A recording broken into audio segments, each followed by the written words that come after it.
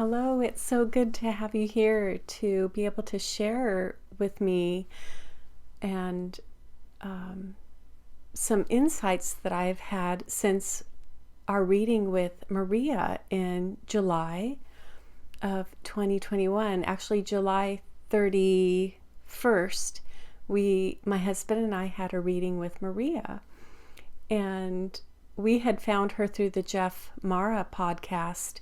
She was talking about her near-death experience, and we found Maria's website and booked a reading with her. And it's a distracting reading because our dogs were barking through the whole reading. We had them sequestered back in our bedroom, and we have 3 dogs, 3 Shelties, and you're going to hear them barking through the entire video. But it's interesting, when you're in a reading, you become so focused and engrossed in that moment. I heard them and I was aware of them during the reading, but my focus was so much on our interaction with Maria that it wasn't until I went back and saw the video again, I'm going, oh my gosh, they were barking through the whole thing. So I apologize for that, and hopefully you can tune in and look beyond that as well. So Maria begins the reading and she's talking about a walkabout. She says, I see you guys on walkabout. And what that means to me then and now was that Mark and I had been planning for a few months a big road trip. We were going to go up to Washington State and back over like a 6-week period. We were going to just camp in our tent up and down the Oregon coast, Washington, and along the California coast, and that was canceled because of the fires. But our purpose in that camping trip was for healing, and we didn't end up taking that trip, but I've been, for the last, I probably spent 5 weeks camping in a tent over the last 6 weeks. 6 or 7 weeks I've spent 5 of that camping in a tent for a healing venture. So that to me was the walkabout, this trek in nature and time in nature to reflect and gain some solid footing. And then Maria was talking about shamanic journeys and seeing drumming, and that's exactly what Mark and I do. We are sound healers, and we do meditation groups and sound healings for retreats, and we've done internationally down in Mexico, and we've done sweat lodge ceremonies, and we've worked with ayahuasqueros, and Mark's even done some life coaching, and we're very creative together. We create a lot together through art and music. So Maria picked up on that very much, how Mark and I really do create that way. We are shamanic in nature, and we're just always dabbling and exploring and creating together. So Maria was spot on with that. And all through this reading with Maria, her lights are flashing, and she said, this doesn't happen. This typically doesn't happen. And that was a wonderful confirmation for me that between all of us, between Hannah, our daughter, we lost our daughter, and this is what this reading is about, connecting with Hannah. And so it was a testament to me that Hannah was in the mix, and all of our combined energies were allowing Hannah to come through that way, and in flashing Maria's lights and offering confirmation to what our conversation was entailing. Maria was referring to doing a composite astrology chart for Mark and I, and she did end up doing that, and it was so spot on. I would request that you contact Maria to have your astrology chart done through her. It was really interesting and intriguing, and just validating a lot of things that Mark and I knew about ourselves, and it described us almost to a T. There were only a couple little tiny things that weren't quite in the mix, but it was great. It was really intuitive and spot on. Maria referenced, she says, I'm seeing something tactile with, and I wrote down her words, fibers and rope, cloth and thread. Actually tactile, she says, like knitting, or I'm seeing it. And what that references is several factors. When Hannah passed, her biological father and her father's cousin, who is a songwriter, were talking about Hannah and her passing, and Tracy is her name, and she wrote a song for Hannah, and it's called Hannah's Net, and about weaving Hannah's net, a net of love. Hannah's net is a net of love. So her dad took that a step further and asked everyone to gather strings and rope and twine and thread and whatever you want to help create Hannah's net. It is a physical thing. Her stepmom and her dad are making Hannah's actual net. It's going to be a net. I haven't seen it. I haven't even known if they've worked on it to have it constructed and completed, but there is an actual net, Hannah's net, and it's made of anything. People did contribute cloth and twine and shoestrings and fabric and prayer flags and sweetgrass for ceremony, and it's going to be fabulous when it's done. And so I took it to another level, and I started my YouTube channel, Weaving Hannah's Net, or Denise Paradise Weaving Hannah's Net. And I use that as a platform to describe my process of grief, what it's been like losing a daughter, and what that has looked like over the months. And it will be 8 months in about 3 days. It will have been 8 months since her passing. So it's all still very new and very raw. And so that was, Maria was spot on with that. Her seeing this tactile creation with all these different aspects to it. So very much. And then she mentions my husband, Mark, my favorite husband, Mark. And she's referencing like Marcus. She says Marcus, and Mark and I, that's his nickname. Marcus is his nickname. And we always talk like with a Roman voice, Marcus Aurelius. So yeah, that was pertinent. A silly thing, but it was validating, right? And then Maria's bringing up seeing somebody in like a holly hobby bonnet, like a prairie bonnet, like the pioneer women days, a bonnet and a like a dress and formal. And Mark mentions, oh, well, she was Mormon. And I'm like furrowing my brow when he's talking about that. And that was my ego. My ego didn't want to be associated with religion. So I was taking it more personal, that don't bring up that she was Mormon, but it was such a huge part of Hannah's life. And she had a great time in that church, singing and doing talent shows and working with the Boy Scouts and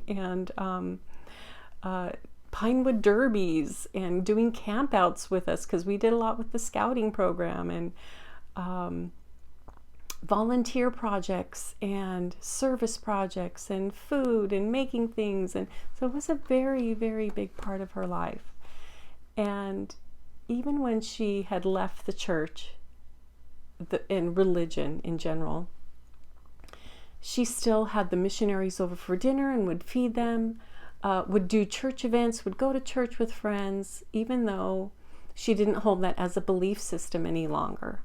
So yes, that was totally validating what Maria saw with the bonnet. And Hannah did a week-long excursion with the youth of the church, where you reenact the pioneers coming across the plains, where you're pulling hand carts. And she wore a bonnet, and she wore a prairie dress. And she was on a team with her dad, and that was a really special time for her. Yeah, so kudos, spot on. And then on Maria's computer, Siri's popping up on her computer,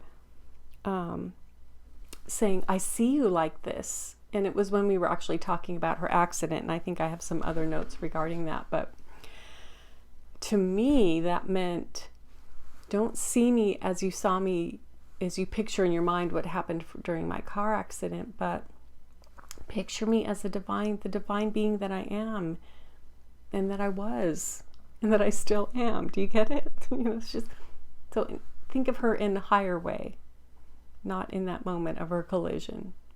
My mind can tend to go there.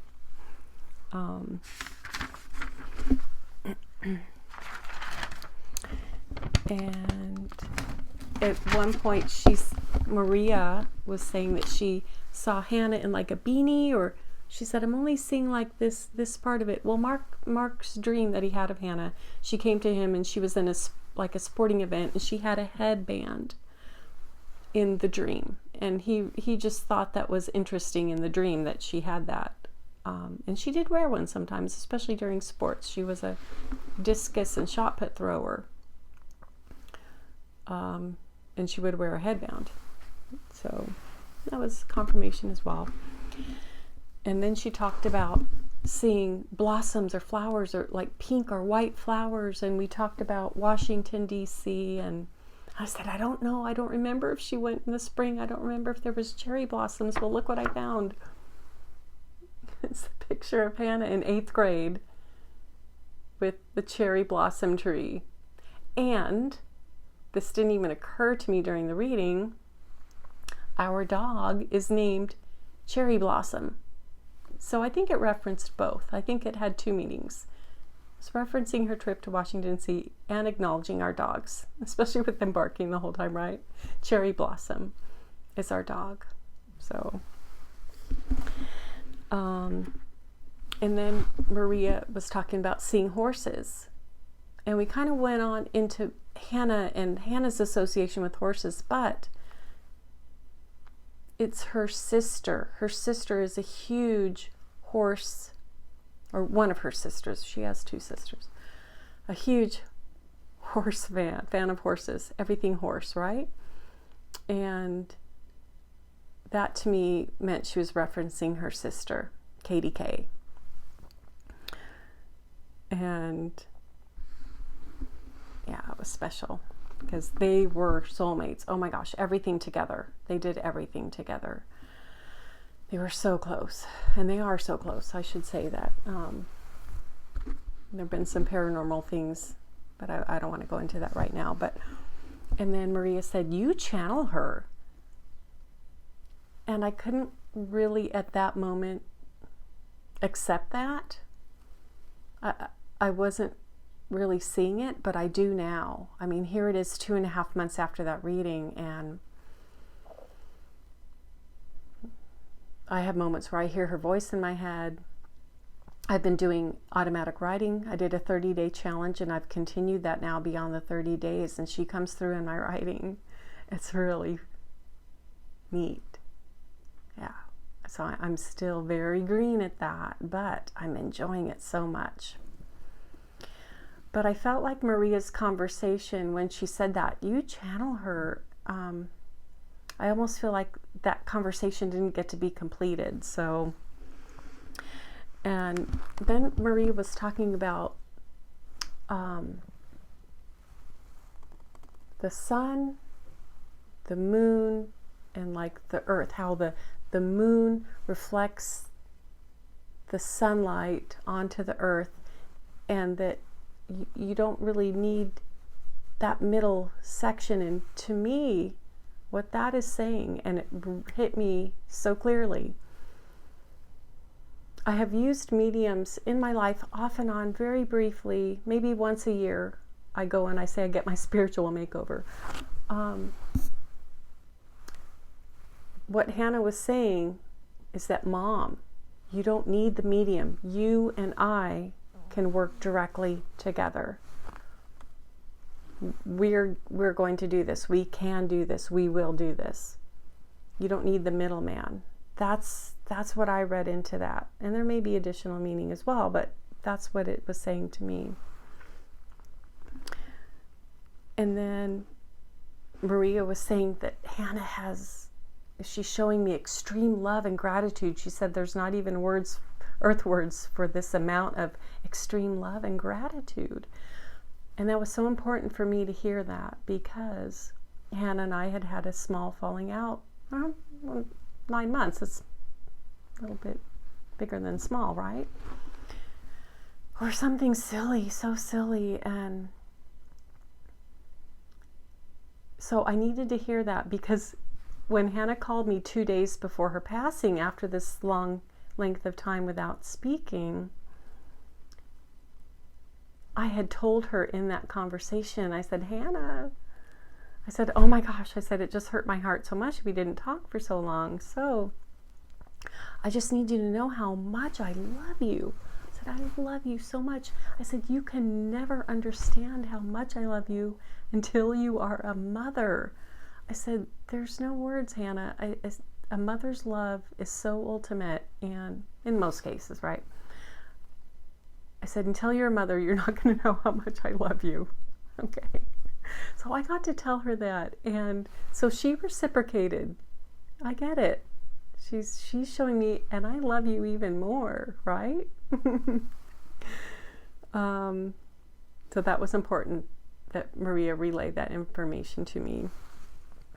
And then Maria mentioned that her car accident wasn't intentional, and so I just want to mention, no drugs, no alcohol. Everyone was tested, and there was icy roads. There was no intention. It was just quick. It happened, unexpected, and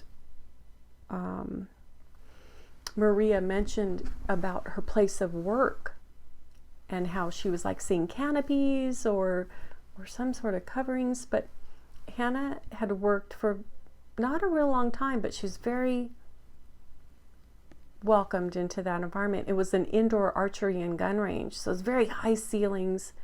There was lots of stuff overhead in this big warehouse building that had been converted to an indoor archery and gun range. That's where she was working, and as she left work that night, on her way home is when she passed.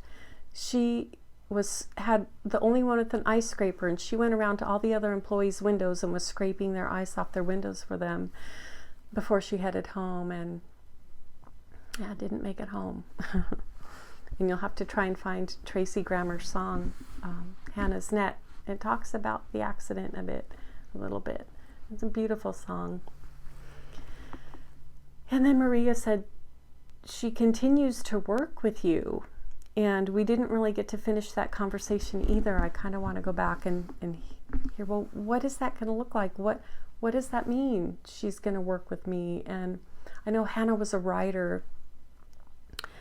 And Maria said she saw Hannah in a bed with cats and books and reading. And yeah, Hannah wrote, this is her stuff, pages and pages and pages. And she loved to read, and she did always sit on her bed and have her cats around her, but she was also social in that she would go help people move, she would go hang out with friends, but she mostly loved to write and read.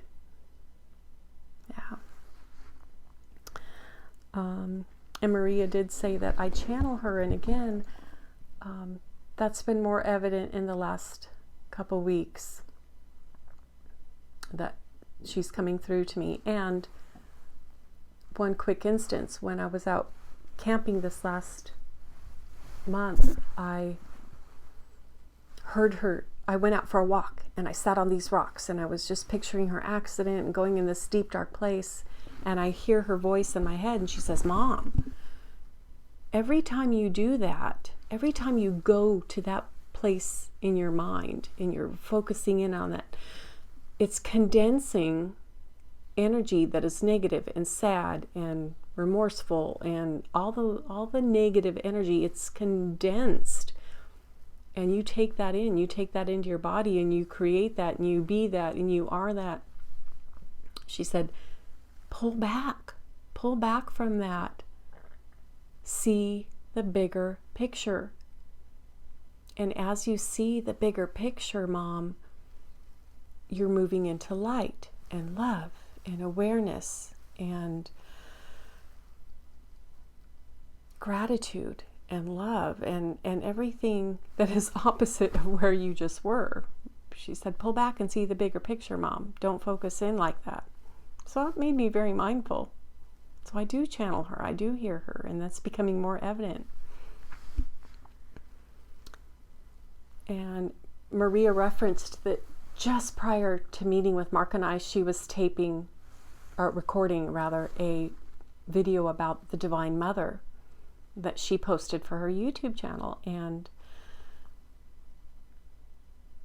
just probably as Maria was filming that, I was having my own meditation and connection, and I was tuning into Guadalupe and the Virgin Mary and just divine motherhood and divine feminine, and really tuning into that, and me as a mother, and thinking of Maria as a mother, just all this about mothering and loving. And so I was tuned in, or we were tuned into each other. But it was really nice to have that validating confirmation that yes, we're connected, we're all one. So I probably rambled longer than I intended, but I just wanted to really highlight some of those moments in the reading for you. And it's wonderful. And Maria's such a sweet soul. Yeah, I can't say enough about Maria. I just hold her in my heart, and I have such gratitude for her and the gifts she shares, the love she shares, the insights, and she's a wonderful, beautiful teacher here for us. And how wonderful is that? Bless you all. Thank you. Take care.